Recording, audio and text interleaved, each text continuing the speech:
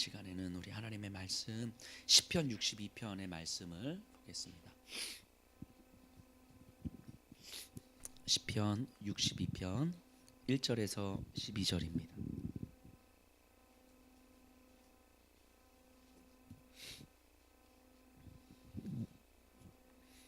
(1절에서 12절) 우리 한 목소리로 함께 읽겠습니다.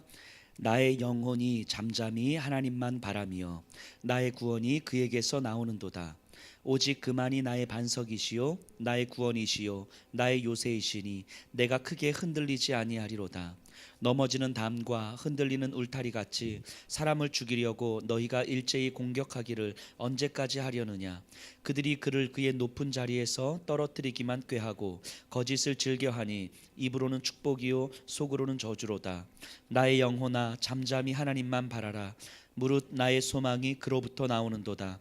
오직 그만이 나의 반석이시요 나의 구원이시요 나의 요새이시니 내가 흔들리지 아니하리로다. 나의 구원과 영광이 하나님께 있으며 내 힘의 반석과 피난처도 하나님께 있도다. 백성들아 시시로 그를 의지하고 그의 앞에 마음을 토하라. 하나님은 우리의 피난처시로다. 아 슬프도다. 사람은 입김이며 인생도 속임수이니 저울에 달면 그들은 입김보다 가벼우리로다. 포악을 의지하지 말며 탈취한 것으로 허망하여지지 말며 재물이 늘어도 거기에 마음을 두지 말지어다. 하나님이 한 번 하신 말씀을 내가 들었나니 권능은 하나님께 속하였다 하셨도다. 주여 인자함은 주께 속하오니 주께서 각 사람이 행한 대로 갚으심이니이다. 아멘.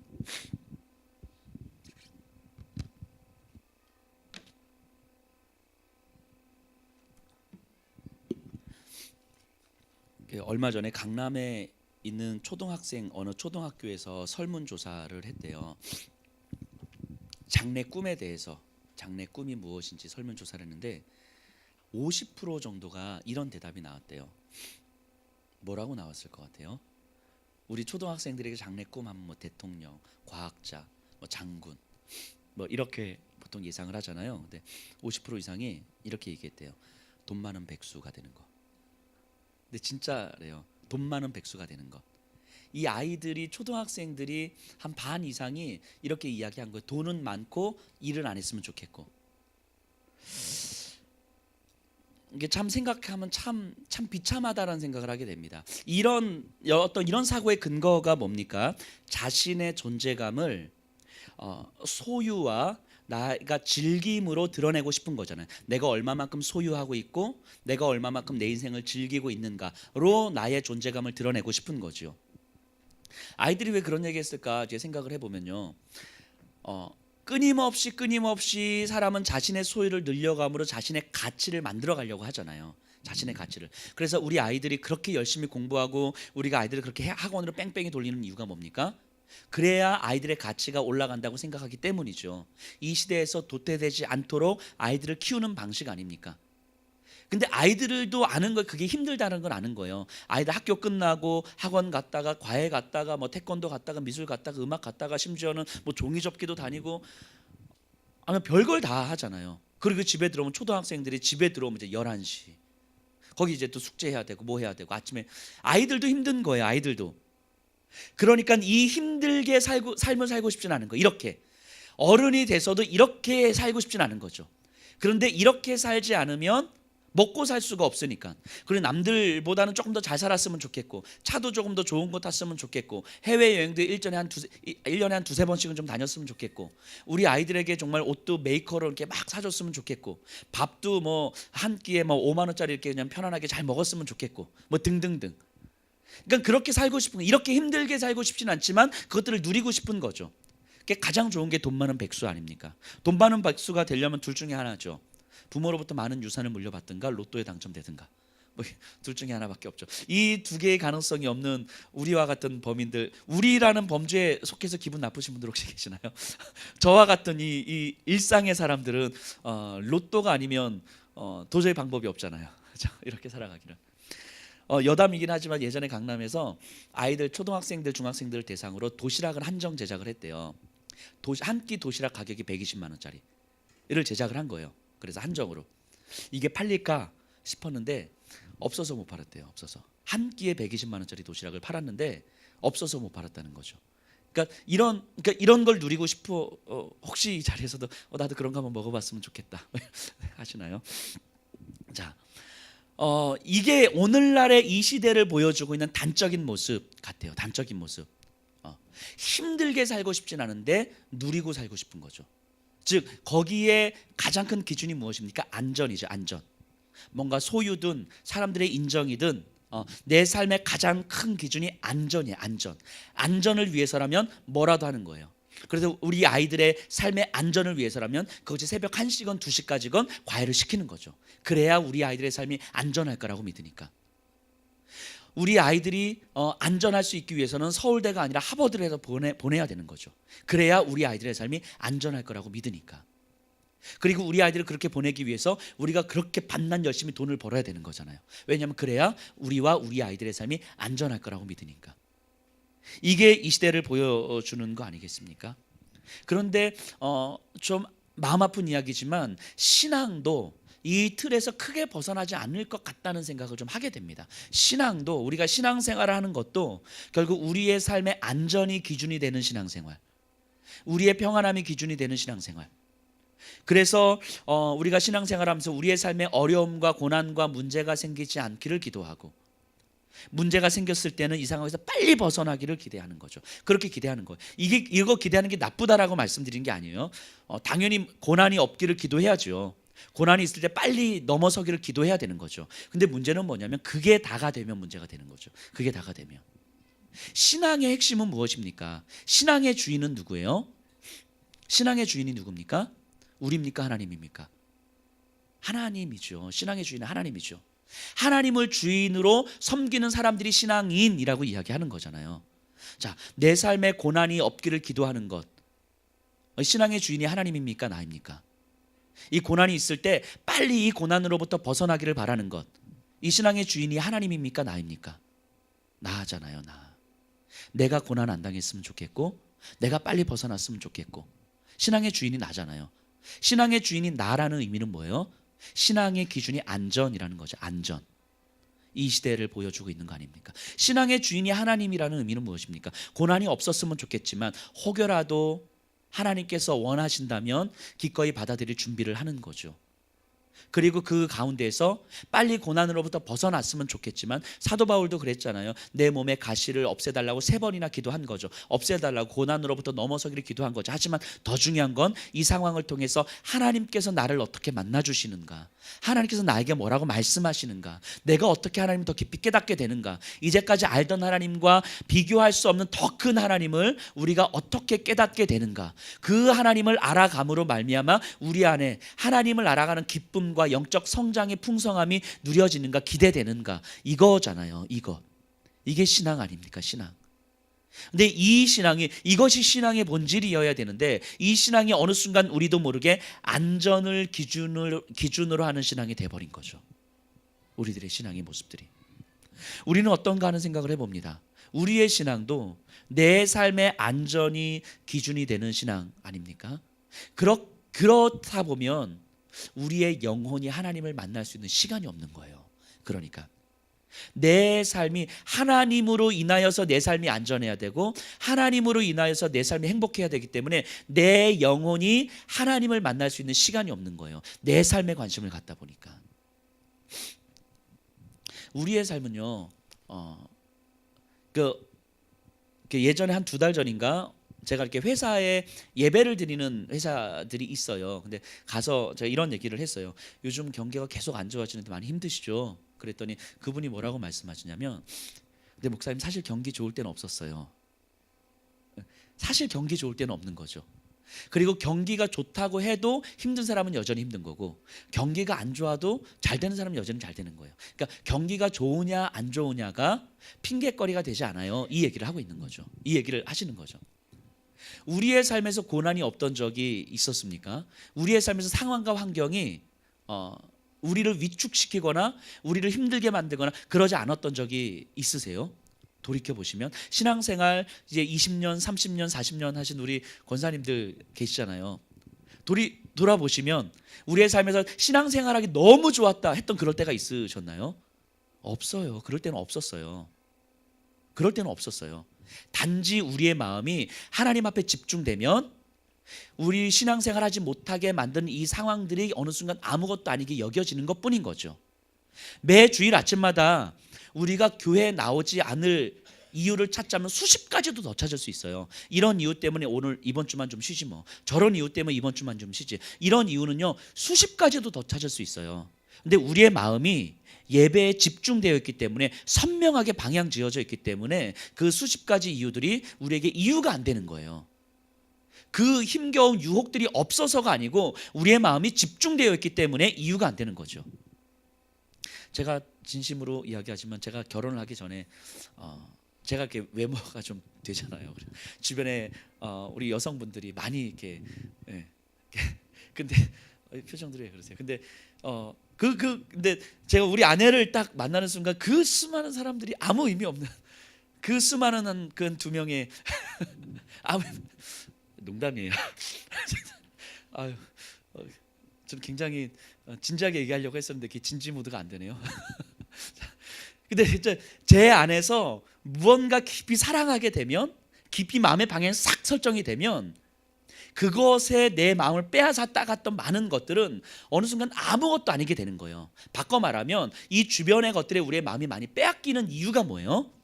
내가 집중할 수 있는 선명히 방향 지어져 있는 정말 분명하게 사랑하는 그것이 없기 때문인 거죠. 이것이 없기 때문에 주변에 많이 마음을 빼앗기고 있는 거죠. 그래서 항상 이것 때문에 안 되고 저것 때문에 안 되고 이 상황 때문에 안 되고 저 사람 때문에 안 되는 거죠. 항상. 근데 이건 항상 있는 거예요. 항상. 환경과 상황은 사단은 우리를 그렇게 만들어가죠. 그렇게. 그것 때문에 안 되는 게 아니라 우리 안에 선명함이 없기 때문인 거죠.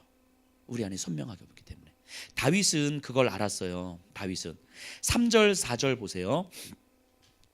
넘어지는 담과 흔들리는 울타리 같이 사람을 죽이려고 너희가 일제히 공격하기를 언제까지 하려느냐. 그들이 그를 그의 높은 자리에서 떨어뜨리기만 꾀하고 거짓을 즐겨하니 입으로는 축복이요 속으로는 저주로다. 다윗을 힘겹게 만들고 저주하고 위협하고 있는 많은 것들은 나를 죽이려고 하는 많은 것들은 우리 눈앞에서 볼 땐 축복처럼 보이지만 그렇게 해야 조금 더 안전할 수 있어. 그렇게 해야 조금 더 잘 살 수 있어. 우리에게 축복처럼 보이지만 그 속으로는 저주로다 라고 이야기하는 거예요. 10절 볼까요? 9절. 슬프도다 사람은 입김이여 인생도 속임수이니 저울을 달면 그들은 입김보다 가벼우리로다. 10절. 포악을 의지하지 말며 탈취한 것으로 허망하여지지 말며 재물이 늘어도 거기에 마음을 두지 말지어다. 사람은 입김보다 더 가볍다라고 이야기하는, 입김보다 더 가볍다. 그들이 사람이 하는 축복들, 너 이렇게 하면 안전할 수 있어, 이렇게 하면 잘 살 수 있어 라고 하는 그 모든 것들은 입김보다 가볍다라고 이야기해요. 그래서 그런 것들을 의지하지 말라라고 이야기하면서 하는 이야기가 뭐냐면 5절이에요. 나의 영혼아 잠잠히 하나님만 바라라. 무릇 나의 소망이 그로부터 나오는도다. 6절. 오직 그만이 나의 반석이시요 나의 구원이시요 나의 요새이시니 내가 흔들리지 아니하리로다. 우리 삶의 안전을 기준으로 살아갈 때에 내 영혼이 하나님을 볼 수 있는 시간이 없어요. 그런데 그 상황 속에서도 내 영혼이 잠잠히 하나님을 볼 수 있는 영혼의 힘이 필요하다고 이야기하는 거예요. 폭풍 한가운데서도 내가 잠잠히, 여기서 내가 이거 할까 저거 할까 조급하게 무언가를 선택하려 하는 방식이 아니라 잠잠히 기다리며 하나님을 볼 수 있는 영혼의 힘이 필요한 거죠. 그래서 이 영적인 싸움, 믿음의 싸움이 어려운 이유가 바로 여기에 있는 거예요. 믿음의 싸움이 어려운 이유는 결론이 없기 때문인 거거든요. 우리는 끊임없이 조금만 있으면 결론을 내고 싶어 하거든요. 그러니까 이렇게 하든지 저렇게 하든지 결론을 내고 싶은데 믿음의 싸움은 결론이 없는 싸움인 거예요. 잠잠히 하나님을 바라야 되는데 끝까지 우리가 주님 나라 갈 때까지 하나님을 바라보면서 내 영혼이 하나님 앞에 반응하면서 가야 되는데 반응했다 싶으면 또 무너지고 반응했다 싶으면 또 무너지고 그래서 언제까지 내가 이 싸움을 싸워야 됩니까? 라고 했는데 답이 없는 거죠. 끝이 없는 거예요. 그래서 힘든 거거든요.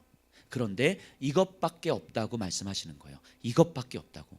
내 영혼이 하나님을 볼 수 있는 그 힘, 이것밖에 없다고 말씀하시는 거예요. 근데 우리의 기준이 내 삶의 안전에 가 있게 되면, 신앙의 주인공이 내가 돼버리게 되면 우리의 영혼이 하나님을 볼 수 있는 눈이 없는 거예요. 하나님을 볼 수 있는 시간이 없는 거예요. 우리를 좀 들여다봤으면 좋겠습니다. 우리 신앙, 이제까지 살아왔던 우리 신앙의 주인공이 정말로 하나님이었습니까? 아니면 하나님의 이름으로 은혜를 받은 나였습니까? 우리는 신앙생활하면서 뭐든지 하나님의 이름으로 은혜로 다 이야기하지만 사실 그 안을 깊이 들여다보면 내가 주인공일 때가 너무너무 많은 거예요. 정말 진지하게 들여다봤으면 좋겠습니다. 우리의 신앙의 주인공이 하나님입니까? 바로 나입니까? 내가 주인공이 되면 우리의 영혼은 하나님을 볼 수가 없어요. 내 영혼이 하나님을 보는 것이 아니라 하나님이 계속해서 나를 도와주셔야 되기 때문인 거거든요. 다윗은 이것을 깨달은 거예요. 이 비밀을 깨달은 거예요. 그래서 신앙의 주인공이 나로서 살아왔던 삶에서 다시 하나님 앞에서 무릎 꿇는 거예요. 그래서 사람들의 이 이야기들은 입김보다 가벼우니 내 영혼은 잠잠히 하나님을 바라는 것, 나의 구원이 오직 우리 주님으로부터만 나오는 것, 이 땅에서의 소망이 내 삶의 안전이 아니라 보이지 않고 불안하지만 하나님일 수밖에 없다는 것을 온전히 깨달은 거죠. 제가 어느 글을 보다가 이런 글을 봤어요. 그래서 제가 저희 교회 밴드에 이렇게 올려놓으려고 하다가 이걸 복사해서 이렇게 올려놓으려고 했는데 이 잘 안 됐어요. 핸드폰을 제가 잘 못 만져가지고 그래도 아직 못 올렸어요. 이런 글이더라고요. 내가 힘들다고 그 문제가 반드시 어려운 것은 아니다. 내가 해결할 수 없다고 문제의 답이 없는 것도 아니다. 내가 비록 절망 가운데 있다 해도 그 상황이 반드시 절망적인 것은 아니다. 이해되시나요? 내가 힘들다고 그 문제가 반드시 어려운 것은 아니다. 내가 힘들다고 느낄 뿐 그 문제가 어려운 문제가 아닐 수도 있는 거죠. 내가 해결할 수 없다고 해서 내가 처한 이 상황에 답이 없는 건 아닌 거죠. 내가 해결할 수 없다고 느끼는 것일 뿐 답은 항상 있는 거죠. 내가 비록 절망 가운데 있다 해도 그 상황이 항상 절망적이진 않는 거예요. 이것이 신앙의 비밀 아닙니까? 내가 힘들다고 그 문제가 어렵다고 느껴지는 건 신앙의 주인공이 나라는 거죠. 내가 해결할 수 없기 때문에 이 문제에 답이 없다고 느끼는 건 내 신앙의 주인공이 나라는 얘기죠. 내가 절망에 빠져 있다고 해서 이 상황이 절망적이라고 느끼는 건 신앙의 주인공이 나라는 얘기 아닙니까? 내가 절망에 빠져 있어도 내 영혼이 하나님을 바랄 수 있으면 상황은 절망적이지 않을 수도 있다는 거죠. 내가 해결할 수 없어도 그 하나님께 답이 있다고 내가 소망할 수 있으면 이 문제에는 반드시 답이 있을 수밖에 없는 거죠. 나는 그렇게 느낄 뿐이지 하나님은 그렇게 느끼지 않을 수도 있다는 것을 내가 볼 수 있는 눈이 있으면 되는 거거든요. 근데 중요한 건 그 눈이 없는 거예요. 그 눈이 없기 때문에 내가 주인공이 돼서 내가 힘들고 내가 답이 없고 내가 절망하고 끝나는 거죠. 이게 어찌 보면 우리의 신앙일 수도 있겠다는 생각이 들어요. 내가 분노하면 분노하고 끝나는 거죠. 나는 분노하는 것이지만 하나님께는 또 다른 길이 있음을 볼 수 있는 눈이 있으면 여기서 내가 조금 더 인내할 수 있는 힘이 있을 텐데 이 눈이 없으면 이 신앙의 주인공이 나란 이야기인 거고 그러면 그걸로 끝나는 거죠. 우리 신앙의 모습이 그러하진 않은지 한번 좀 점검해 봤으면 좋겠습니다. 이 다윗이 고백하고 있는 것처럼 그 상황 속에서 내 영혼이 잠잠히 하나님을 바라고 그 하나님께 내가 상상할 수 없는 그 답이 그 길이 우리 하나님께 반드시 있을 것임을 바라면서 내 영혼이 하나님 앞에 가 있으면 그 하나님으로부터 오는 길이 우리 눈앞에 펼쳐지는 기적과 같은 역사를 우리가 경험하는 거 아닙니까? 이게 신앙이죠. 이 길을 걸어가는 사람들이 우리들이죠. 그래서 세상의 논리로 우리가 위축되지 않는 거예요. 그렇기 때문에 우리가 살아가는 신앙의 재미가 있는 거예요. 그게 신앙생활 아닙니까? 그래서 신앙생활 하는 것이 행복한 거예요. 그 길을 경험하기에. 그래서 신앙생활 하는 것이 풍성한 거예요. 신앙생활 하면서 맨날 이렇게 인상 쓰면서 그 승리의 기쁨을 전혀 맛보지도 못한 채 살아가는 건 너무너무 안타깝고 비참한 일 아닙니까? 내 영혼이 주님을 잠잠히 바랄 때 주님으로부터 오는 그 길을 반드시 경험할 것이라고 믿고 그 길이 우리에게 소망이 되었으면 좋겠습니다.